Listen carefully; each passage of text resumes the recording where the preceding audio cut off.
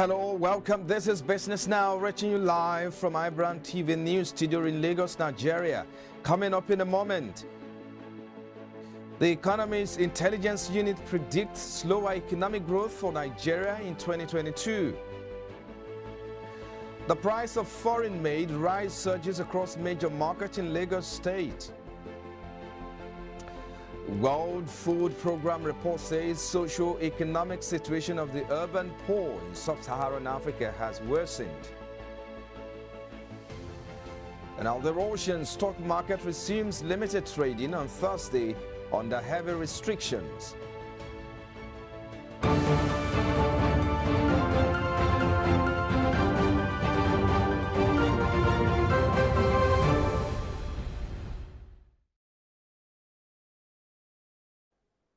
Glad to have you join us now. I am Frank Komalape. We'll begin from the global stock market as the Russian stock market resumed limited trading Thursday under heavy restrictions, almost 1 month after prices plunged and the market was shut down following Moscow's invasion of Ukraine. Trading of a limited number of stocks, including energy giants Gazprom and Rosneft, took place under curbs that are meant to prevent a repeat of the massive sell-off that took place February 24 in anticipation of Western economic sanctions. Foreigners cannot sell and traders are barred from short selling or betting prices will fall. The benchmark MOEX index gained about 8% in the first minute of trading. The reopening of stock trading on the Moscow exchange has little impact on investors outside Russia. Its market capitalization is a fraction of that of major Western or Asian markets. Away from there now, the cost of living in Russia is surging according to new data following the country's invasion of Ukraine. Official figures show the price of some household staples, such as sugar, have jumped by as much as 14% over the past week. Inflation is set to keep rising in Russia, where the ruble has weakened since the Ukraine assault was launched. The value of the currency has dropped by 22% this year. On Wednesday, Russia's economic ministry said annual inflation had jumped 14.5% in the week ending 18 March, the highest level since late 2015. The Federal State Statistics Service said the cost of sugar rose by as much as 37.1% in certain regions of the country and increased by an average 14%. Prices for onions was the second biggest riser over the weekend, up 13.7% nationwide, as 40.4% in some areas. Meanwhile, nappies grew by 4.4% more expensive. Prices for black tea rose 4% and toilet papers increased by 3%. The Economist Intelligence Unit has predicted slower economic growth for Nigeria in 2022 due to power issues, high inflation, and monetary policies of the Central Bank of Nigeria. The EIU is the Research and Analysis Division of the Economist Group, publishers of the Economist newspaper. According to its latest report published on its website on Wednesday, EIU analysts expect Nigeria's real GDP growth to slow by 3% from its initial forecast of 3.3% in February.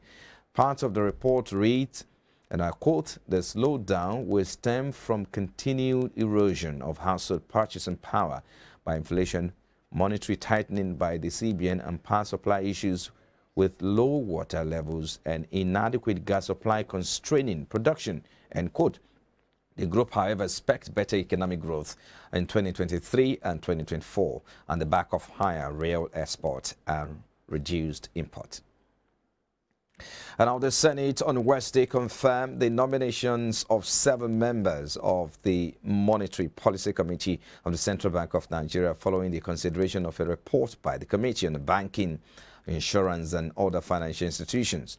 President Buhari, in the letter addressed to the Senate President Ahmed Lawan and dated 23rd February 22, explained that the confirmation and membership renewal request was made pursuant to Section 12, Subsection 4 of the Central Bank Act 2007.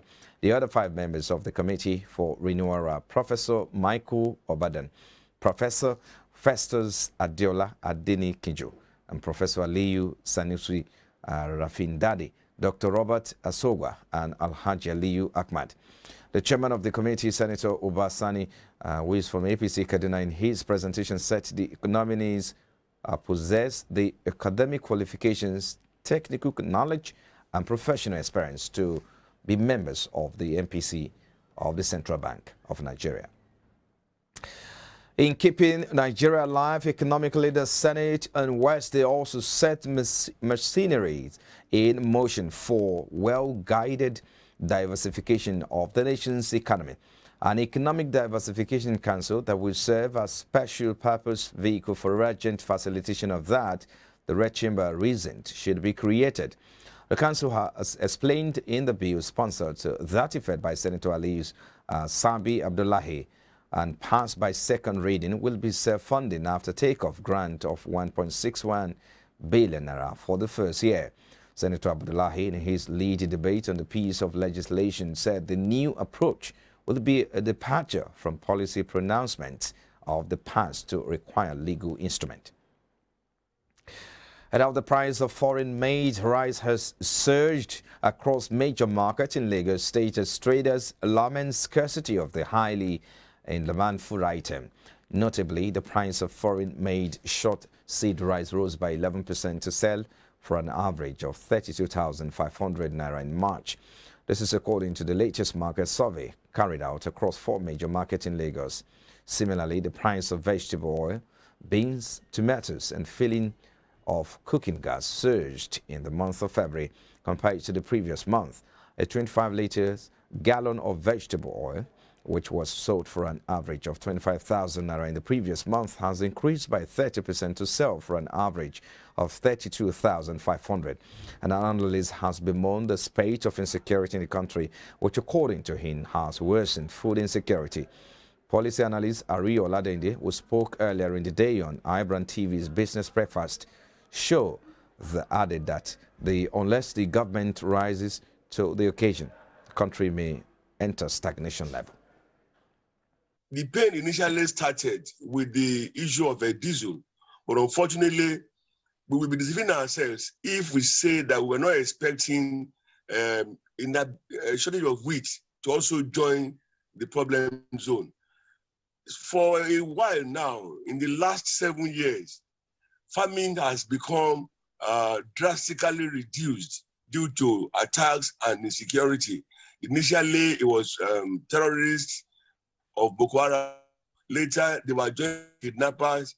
They were also joined by bandits, all of whom together have joined hands to ravage the land that was flowing with milk and honey and is now flowing with blood. It's unfortunate. And it now adds to my own pain because we cannot see any meaningful solution or move to end these attacks. They have continued and they are still continue. We will be deceiving ourselves if we fail to agree that we're already facing food insecurity, which is not peculiar. Now, until the government, now at the federal level, because that's where the control of the army, the police, and other instruments of coercion reside, until they rise up to the occasion and make the country a lot more secure and better than it's been in the last 7 years, I'm afraid we may enter stagnation level, which will not be good for us as a nation. Away from there now, the Christian Association of Nigeria, CAN, has urged the Minister of Finance, the Central Bank of Nigeria, and other regulators to look into the activities of loan sharks. The apex religious body, led by Reverend Supo Ayokunle, complained that loans were being granted to people by several dubious companies. CAN Secretary Joseph Daramola lamented the antics of faceless persons giving out loans to vulnerable Nigerians trying to survive the economy. He added, unscrupulous people develop apps to extort money from the innocent people in the pretext of giving them short loans facilities. His statement on Thursday read, CAN said that interests are not only higher than the banks, but they use blackmail and other antics to get the money back in case of a default. The Christian leadership noted that victims overpay the loan secure, then run into trouble as a result of the ungodly interest. The Petroleum Natural Gas Senior Staff Association of Nigeria, Pengasin, has revealed that the non-availability of foreign exchange at the Central Bank of Nigeria rate to marketers is largely responsible for the increase of fuel scarcity as the source FX from the parallel market. This was disclosed on Wednesday by Pengasin President Festus Usifo at the news conference on Wednesday in Lagos. He urged that in the short term, the federal government should make FX available to the importers at the official rate and also remove levies on the import of fuel products. And now the hike in the price of diesel, the fuel that powers a large part of the industrial and commercial activities in the Nigerian economy, has had its ripples felt from the manufacturing giant to medium-sized enterprises and small-scale businesses. The impact of the price hike has been worsened by the collapse of electricity supply in the country. Speaking to small-scale business owners across Lagos metropolis, many of the respondents averred that the hike in the diesel price had increased their operating cost, leaving little or no margin for profit. Everything is too expensive. There's nothing you want. What we were buying before, now you can't buy it at that rate again. You cannot even feed your children 3 square meals per day again, because if you give them in the morning, before you know what, even though the spaghetti then we buy how much are we buying spaghetti then? Now where you buy spaghetti now 400 naira spaghetti. If you cook 2 spaghetti, believe me, 3 people cannot, it will not be enough for 3 people. Then if you cook 2 spaghetti, if you cook it like this, they will eat and eat and eat, but the quantity in it now is rubbish. Nigeria is upside down, and the most pathetic situation is that everything has been taken out of the reach of the common man.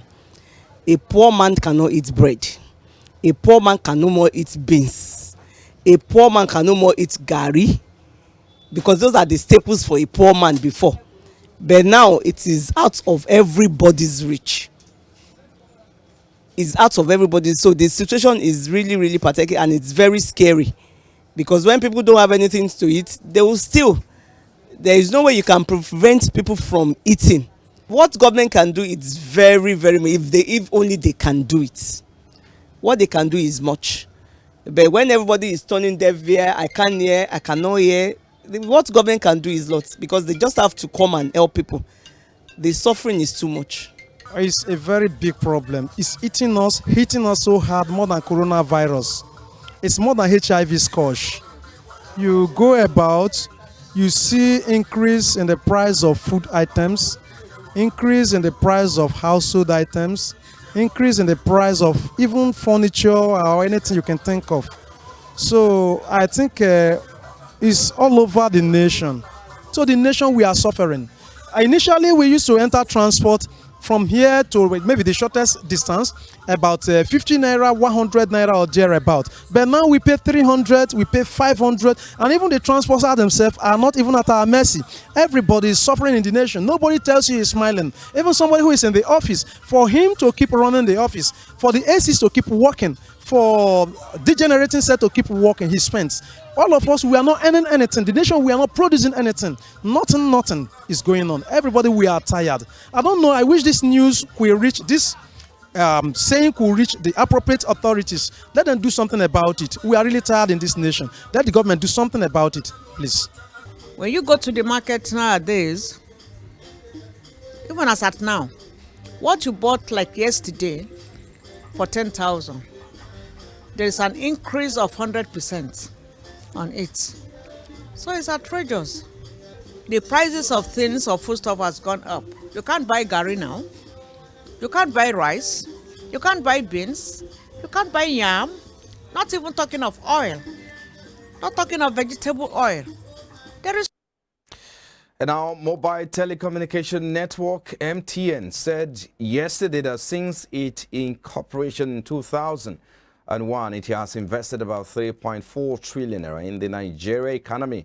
The company also said it has paid over 2.5 trillion naira in taxes, levies, and other regulatory fees as at December 2021, including 669 billion naira in 2021 alone.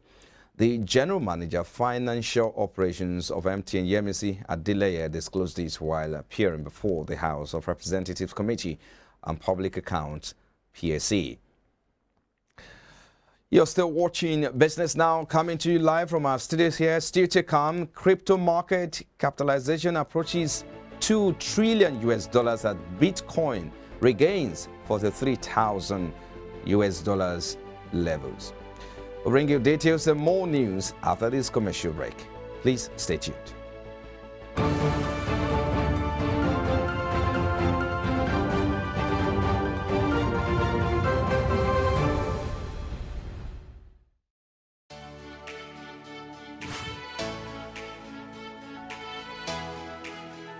Most people don't understand the magic of the perfect skin, the allure of a well-pampered skin. We bounce from skincare products to skincare products, from spa to spa.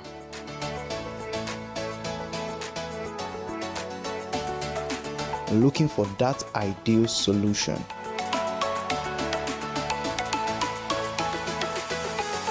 I found the solution.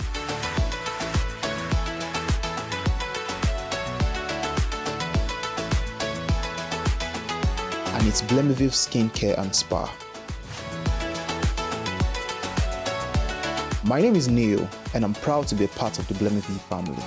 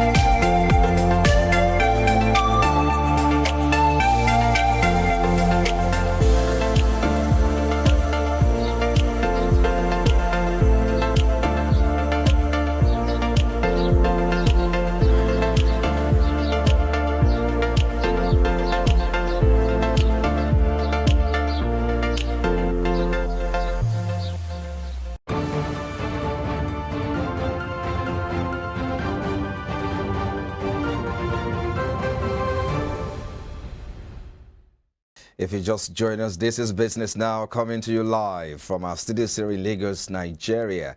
Let's turn our attention to the African scene now. Egypt's Suez Canal Authority said on Tuesday it will temporarily amend its charge levied on laden crude oil tankers and petroleum product tankers transiting the canal in both directions to 15% of normal transit dues effective May 1.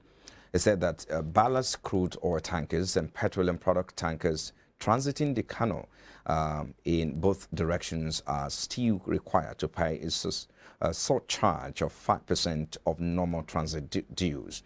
According to a series of circulars published on its website on Tuesday, the changes come in line with the significant growth in global trade, the improvement of ships' economics, the Suez Canal waterway development, and the enhancement of the transit service.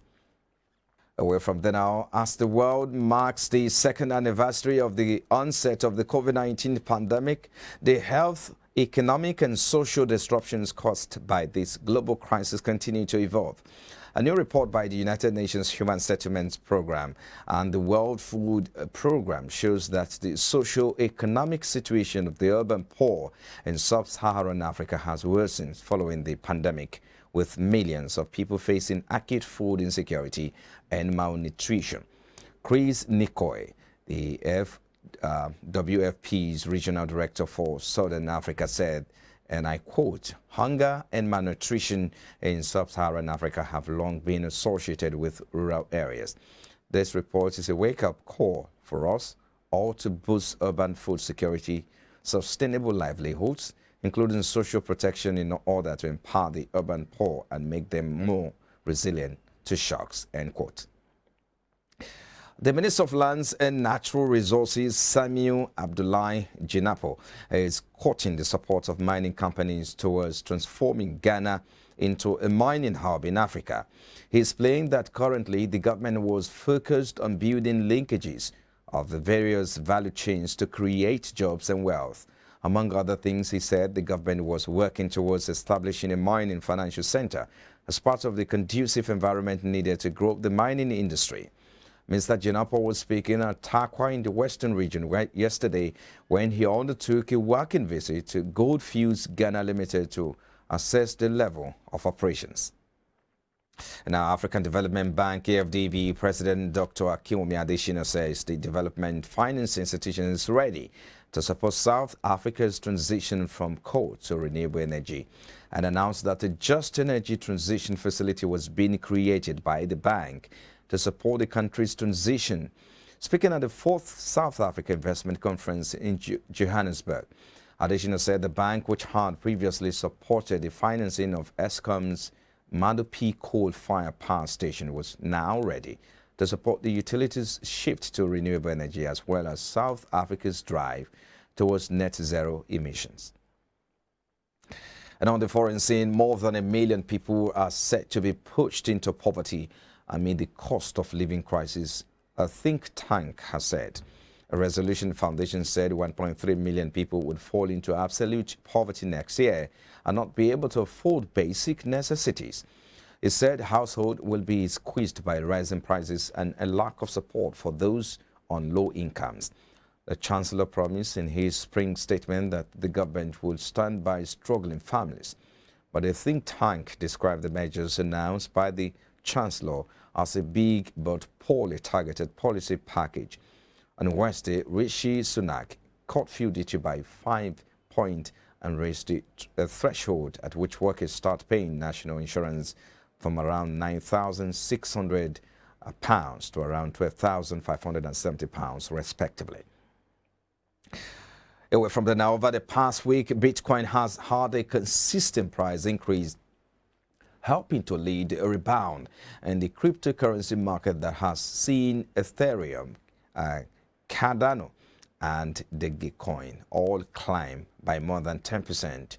Bitcoin, after rising back above a value of $43,000 early Thursday, it's now changing hands at $43,014, up 2.21% in the last 24 hours.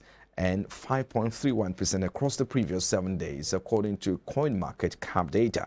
After breaking above the $40,000 barrier last week, Bitcoin has since consolidated its gains and is currently trading at the top of the $34,000 to $44,000 range that it has been trading within since the beginning of the year. As per crypto trading expert, credible crypto short sellers are now under pressure owing to the enormous infusion of money into Bitcoin, which is already 10% higher than only a few days ago. You're still watching Business Now, coming to you live from our studios here. We'll take a moment now, and when we return shortly, we'll be joining Amobolanle Adeshiyu for News Now. Please stay tuned.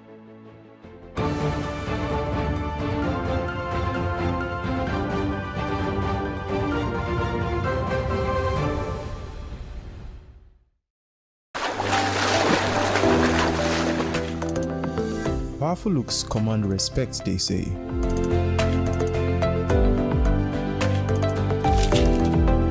The perfect body, perfect grooming, and ultimately the perfect skin.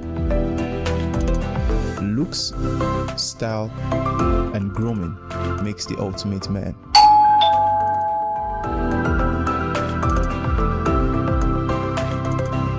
I've found a ridiculously easy way to make my skin always feel epic.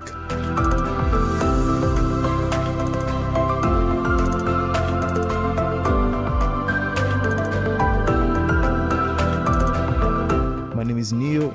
I found Blemiviv, and now my skin finally makes sense.